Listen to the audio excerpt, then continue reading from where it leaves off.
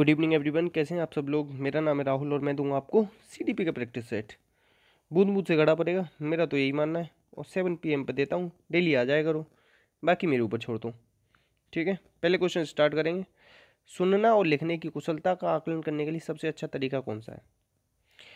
तो देखो, कविता सुनकर प्रश्नों के उत्तर लिखना, शब्द सह लिखना।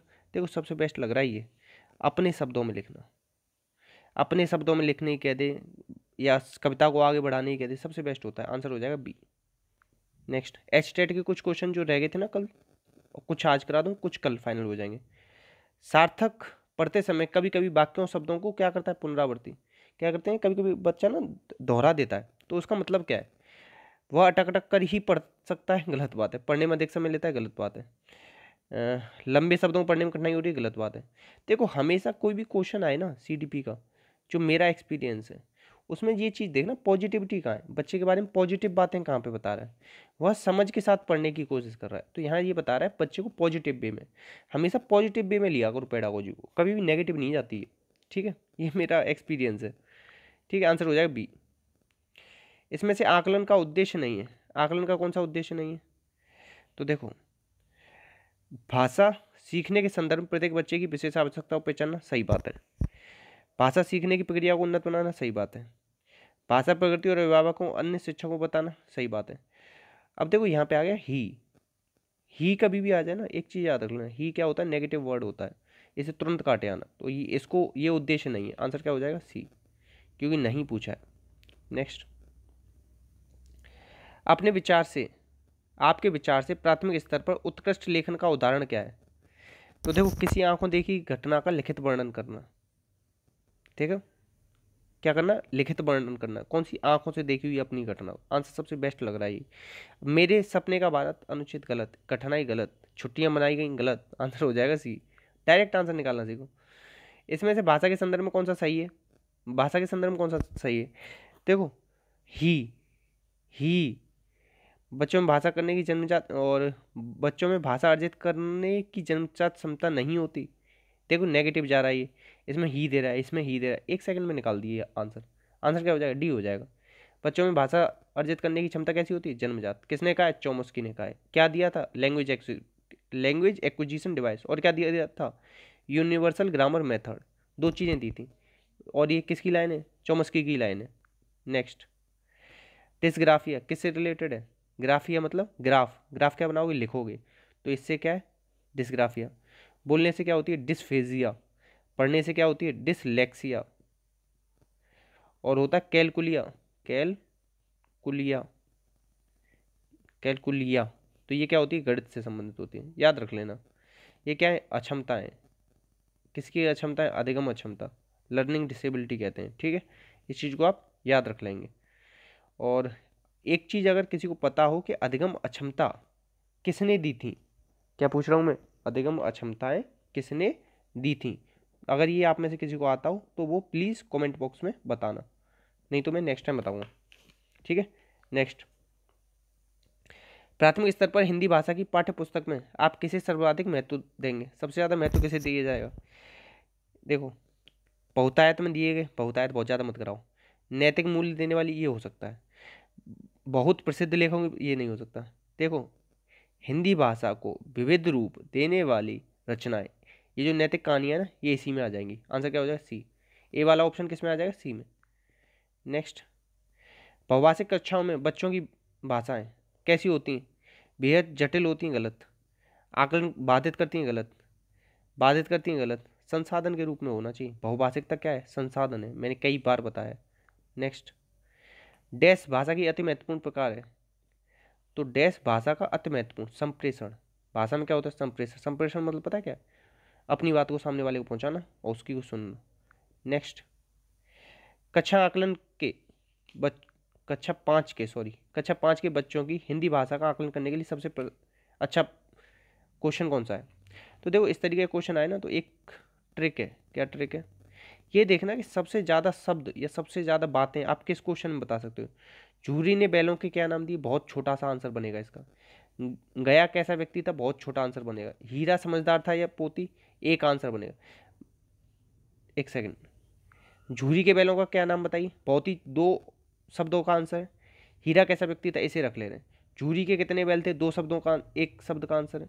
हीरा कैसा व्यक्ति था, ये हीरा समझदार था या पोती, और क्यों। अब ये दोनों में खुद देखो किसका आंसर बड़ा बनेगा, आंसर बड़ा बनेगा इसका। तो आकलन किस में सबसे ज़्यादा हो पाएगा, सी में। इस तरीके से देख लिया करो किसका आंसर बड़ा बनेगा। तो आकलन की बात है ना, तो उसे ही लगा के आना, ये ट्रिक है। ठीक है, नेक्स्ट एस्टेट का क्वेश्चन कह रहा था ना, पेपर कराऊंगा, तो 7 तक करा दिए थे, 8 से स्टार्ट करते हैं। इसमें से कौन सी व्यक्तित्व मापन की मनोविश्लेषण विधि नहीं है, ठीक है। तो इसकी कौन सी नहीं है, इसकी साक्षात्कार आएगा, जबकि मुक्त साहचर्य, शब्द साहचर्य और स्वप्न विश्लेषण ये सब हैं। और स्वप्नों के बारे में कौन कहता है, सिगमंड फ्राइड। इनकी एक किताब है ड्रीम से एनालिसिस करके है। अब थोड़ी सी इसी तरीके से, वो मैं नेक्स्ट टाइम बता दूंगा कंफर्म करके, ठीक है। आंसर क्या हो जाएगा, साक्षात्कार से हमें कभी भी इस चीज़ के मनोविश्लेषण नहीं होता, ठीक है। आंसर क्या हो जाएगा, बी हो जाएगा, ठीक है, याद रखना। नेक्स्ट देखो, सुल्तान पर किया गया कोहलर का अनुसंधान कौन से दृष्टिकोण। देखो सुल्तान क्या था, उस चिंपैंजी का नाम था ना, कोहलर ने प्रयोग किए थे। ये किससे आता है, ये किससे संबंधित है, तो ये अंतर्दृष्टि, इनसाइट। क्योंकि ये किससे रिलेटेड था, गेस्टाल्टवाद। कब आया था गेस्टाल्टवाद, 1912। प्रवर्तक कौन है, बर्दीमर। और 1916 में इन्होंने प्रयोग वगैरह किए थे। और 1920 में क्या आई थी, द थ्योरी ऑफ गेस्टाल्टवाद। द थ्योरी ऑफ गेस्टाल्टवाद किसने लिखी थी ये किताब, कोफका ने। मॉडलिंग की बात कौन करता है, बंडूरा। बंडूरा ने क्या दिया, सामाजिक अधिगम सिद्धांत, ठीक है। और संज्ञानात्, इसे और क्या कह सकते हो, सामाजिक संज्ञानात्मक सिद्धांत भी बोलते हैं इसे, ठीक है, याद रखना। नेक्स्ट देखो, नेक्स्ट क्वेश्चन भैया है, अल्बर्ट बंडूरा किसके लिए जाने जाते हैं, तो इससे ये जाने जाते हैं सामाजिक अधिगम सिद्धांत के लिए। मनोलैंगिक सिद्धांत किसका है, सिगमंड फ्राइड का है, ठीक है। और नैतिक विकास की बात कौन करता है, कोहलबर्ग करता है, ठीक है। नेक्स्ट इसमें से कौन सी अवस्था मनोलैंगिक, जो ऊपर बता रहा था ना मनोलैंगिक किसका है, सिगमंड फ्राइड का। इन्होंने 5 अवस्थाएं दी हैं, इंग्लिश में याद करो चाहे इंग्लिश। देखो, ओ अमरपाल LGTB याद रखो, oral anal phallic latency gentle, oral anal latency. अब ये पूर्व संक्रियात्मक अवस्था किसी को भी पता होगी, किसने दिए, प्याजे ने दिए। किसने दिए, प्याजे ने। संज्ञानात्मक से रिलेटेड है प्याजे। 4 अवस्थाएं बताई हैं, ठीक है। याद करने की ट्रिक क्या है, सर प्लीज कम फास्ट। क्या है, sir please come fast, sensory motor, pre operational, concrete और फॉर्मल। हिंदी में याद करना है तो सबने पूरी की मूर्ति आपकी, संवेदी पेशी, पूर्व संक्रियात्मक, मूर्त अमूर्त, इस तरीके से याद रख लो। आंसर क्या हो जाएगा, बी। बाकी ये सारी 5 स्टेजेस दी मनोलैंगिक की, याद कर लेना। सबसे ज़्यादा इंपॉर्टेंट फैलिक है, इसमें ओडिपस और इलेक्ट्रा ग्रंथि का विकास होता है, इसलिए बहुत ज़्यादा इंपॉर्टेंट है। नेक्स्ट एक बच्चा कहता है कि माँ आज सूरज उदास है, इसमें से कौन सा संक्रियात्मक चिंतन किस सीमा की ओर संक्रिय कर रहा है, तो ये एनिमिज्म है, पूर्व संक्रियात्मक अवस्था में आता है। और इसी में क्या आता है, इसमें आता है इसमें ही ईगोसेंट्रिज्म आता है, याद रखना। और इसमें ही क्या आता है, इरिवर्सिबिलिटी, याद रख लेना, ठीक है। आंसर क्या हो जाएगा, बी। किसने दिया है, प्याजे ने। और प्याजे ने और क्या दिया था, जेनेटिक एपिस्टोमोलॉजी, ठीक है। और इन्होंने 3 बच्चे थे इनके, 2 लड़की 1 लड़का, उन पर प्रयोग किया था। और पिता प्याजे कहाँ के थे, प्याजे के पापा का नाम था अर्थर प्याजे। ऐसे ही याद रख, ये ऐसा ही फैक्ट गलत, मतलब ये इंपॉर्टेंट फैक्ट नहीं है, अर्थर प्याजे याद करने वाली चीज़ नहीं है, मगर जनरल नॉलेज के लिए बता दिया, ठीक है। आंसर क्या हो जाएगा, बी। नेक्स्ट देखो, ब्रॉन फेंडर का एक जैव पारिस्थितिकी मॉडल है, बहुत क्वेश्चन आते हैं इसमें। इसमें 2 चीज़ें याद रख लो, एक तो रख लो माइक्रो सिस्टम, एक रख लो मैक्रो सिस्टम। है तो इसमें 5 सिस्टम, माइक्रो, मैक्सो, एक्सो, माइक्रो, मैक्सो, एक्सो, मैक्रो, और एक और है आखिरी में फाइनल वाला, ठीक है, इस तरीके से। मगर जो सूक्ष्म तंत्र होता है ना, उसमें माता पिता भाई बहन वगैरह आते हैं। और मैक्रो में क्या आते हैं, जितने भी नियम कानून वगैरह आते हैं ना, वो सब मैक्रो में आते हैं। आंसर क्या हो जाएगा, ए। नेक्स्ट इसमें से कौन सा स्वलीन बालक के लिए शिक्षण की एक विधि है, तो देखो ये सब नहीं होती। आंसर क्या हो जाएगा, PECS। अब इसकी फुल फॉर्म क्या होती है, ये आप ना कमेंट बॉक्स में बताना प्लीज़, ठीक है। नेक्स्ट एक बालिका के उसके पिता के प्रति आकर्षण, किसका, बालिका का। बालिकाओं को क्या पसंद होती है, इलेक्ट्रा, नाम ही लड़कियों जैसा लग रहा है ना। और ऑडिपस आ जाए तो लड़का का होता है, ठीक है। ऑडिपस का मतलब क्या होता है, लड़का का मम्मी के प्रति प्रेम, लड़की का पिता के प्रति प्रेम, इलेक्ट्रा। आंसर क्या हो जाएगा, इलेक्ट्रा। किस स्टेज में आती है, मनोलैंगिक विकास का सिद्धांत है ना, उसमें आती है फैलिक में। मुखी, मुदी, जननेंद्रिय, इसे इंग्लिश हिंदी में क्या बोलते हैं, जननेंद्रिय। फेलिक को क्या बोलेंगे, जननेंद्रिय। आंसर क्या हो जाएगा, इलेक्ट्रा। नेक्स्ट, इसमें से किसका तात्पर्य विद्यार्थियों के लिए उत्तर की संभावनाओं को बढ़ाने का संकेत है? तो इसे कहते हैं प्रॉम्प्ट। क्या कहते हैं, प्रॉम्प्ट। ठीक है, आंसर क्या हो जाएगा, बी। सीधे याद करने वाला क्वेश्चन है। नेक्स्ट, मॉडलिंग किस पे आधारित होती है? मॉडलिंग का सिद्धांत किसने दिया था?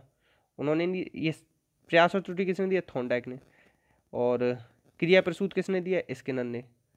ठीक, क्लासिकल कंडीशनिंग किसने दिया है, ये दिया है किसने, पावलव ने। अब देखो मैं बता रहा था ना, सोशल कॉग्स, सामाजिक संज्ञानात्मक सिद्धांत, इसी को क्या कहते हैं, सामाजिक अधिगम सिद्धांत। यही किसने दिया है, बंडूरा ने। इन्होंने 4 स्टेज और बताई हैं, अटेंशन, रिटेंशन, रिप्रोडक्शन और मोटिवेशन। याद रखना, आंसर क्या हो जाएगा, सी। अगर किसी को ये नहीं पता होगा ना, या तो ये तीनों आते हो तो निकाल लेगा, यानी तो ये आना चाहिए।